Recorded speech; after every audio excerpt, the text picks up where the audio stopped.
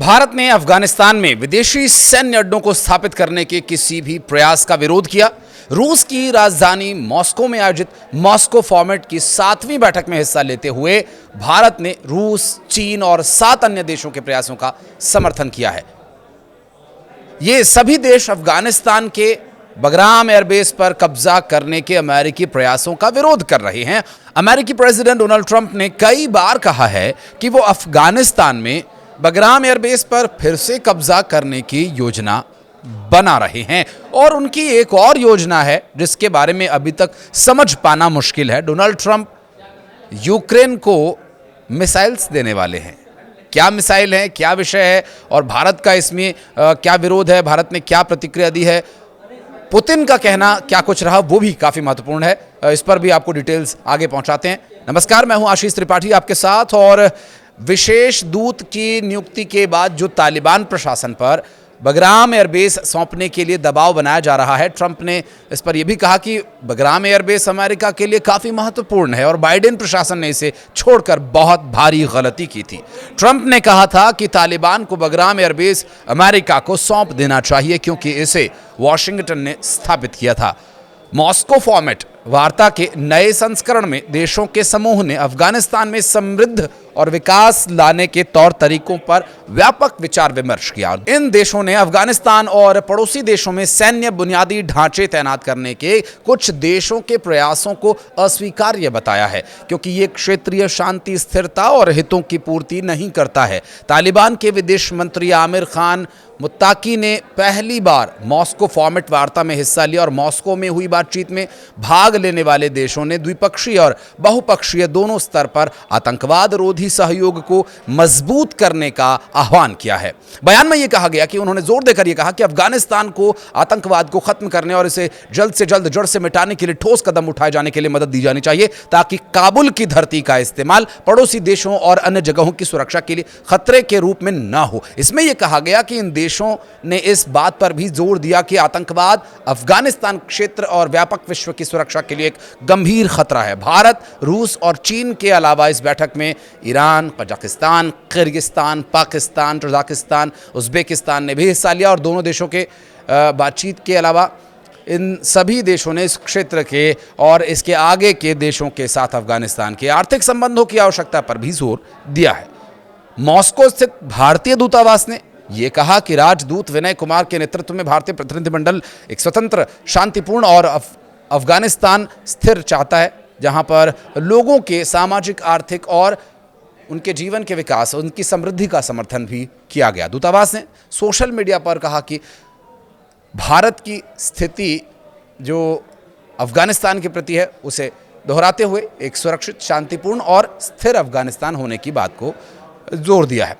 क्षेत्रीय लचीलापन, वैश्विक सुरक्षा आवश्यक है और इसके पहले अमेरिका के प्रेसिडेंट डोनाल्ड ट्रंप ने सोमवार को ओवल ऑफिस में पत्रकारों से बातचीत में कहा कि अगर यूक्रेन को टॉम हॉक मिसाइल्स दी जाती हैं तो इसका किस तरह से इस्तेमाल करने की योजना बनाई जा रही है। चूँकि जब उनसे ये सवाल किया गया कि क्या योजना है, क्योंकि जिस बारे में हम शुरुआत में जिक्र कर रहे थे कि डोनाल्ड ट्रंप का यूक्रेन को मिसाइल्स दिए जाने का जो निर्णय है और फिर वो दूसरी तरफ जिस तरह से बाइडेन प्रशासन पर भी सवाल उठा रहे हैं कि उन्होंने अफगानिस्तान में एयरबेस को छोड़ा, अब उसे वापस पाएंगे, तो ये कुछ बातें ऐसी हैं जिसमें आप अपना कमेंट भी दीजिएगा कि इस बारे में आपको क्या लगता है कि डोनाल्ड ट्रंप की सोच क्या है, क्या वो क्या करना चाहते हैं। ये मिसाइल यूक्रेन को देने पर विचार तो वो कर ही रहे हैं और उन्होंने रूस यूक्रेन युद्ध के अंत की अपील को भी दोहराया और कहा कि बढ़ते तनाव को देखना नहीं चाहते।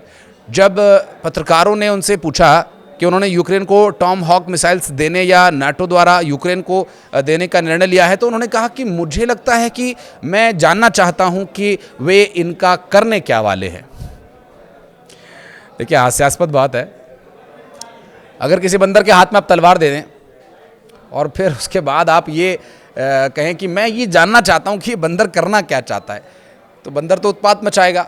और यूक्रेन इस वक्त बहुत गंभीर स्थिति में है, उसे भय है कि रूस उस पर कब्जा कर लेगा, उसके ज़्यादातर क्षेत्रों को कब्जा लेगा। और ये सब इस बीच टॉकहोम जैसी मिसाइलें अगर यूक्रेन को दी जाती हैं, जो कि लंबे समय से रूस के अंदर तक हमला करने के लिए लंबी दूरी की मिसाइलों की मांग कर रहा है, तो ये तो सीधा सीधा और भाई बंदर के हाथ में तलवार, हालांकि प्रतीकात्मक रूप से का बात कही जा रही है, कोई बंदर यूक्रेन है या नहीं है वो तो बात की बात है। समाचार एजेंसी रॉयटर के अनुसार रूस की सरकारी परमाणु ऊर्जा कंपनी ने बताया कि एक यूक्रेनी ड्रोन से रूस के वोरोनिश क्षेत्र पर एक परमाणु संयंत्र पर हमले की कोशिश की गई। हालांकि संयंत्र को कोई नुकसान नहीं पहुंचा। ये क्षेत्र यूक्रेन की सीमा से लगा हुआ है, क्योंकि इसके पहले इस बात की चर्चा शुरू हो गई थी कि अगर अमेरिका ने यूक्रेन को टॉम हॉक क्रूज मिसाइलें दी हैं तो इससे रूस अमेरिका के रिश्ते पूरी तरह से तबाह बर्बाद हो जाएंगे।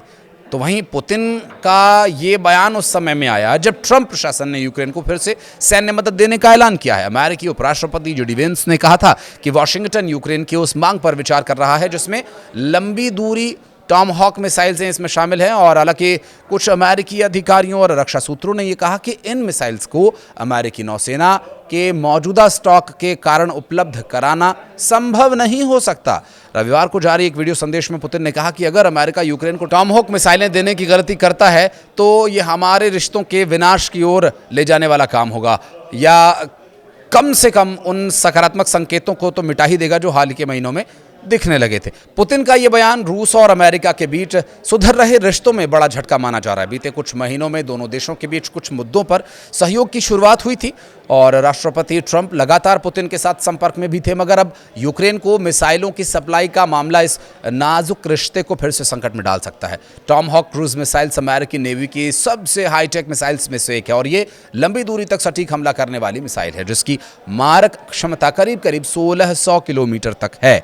ये जमीन, समुद्र या पनडुब्बी से छोड़ी जा सकती है और दुश्मन के कमांड सेंटर, रडार या अन्य अड्डों को भी नष्ट करने में सक्षम है। अगर यूक्रेन को ये मिसाइलें मिल जाती हैं तो वो रूस के गहरे अंदर तक हमला करने की क्षमता हासिल कर लेगा।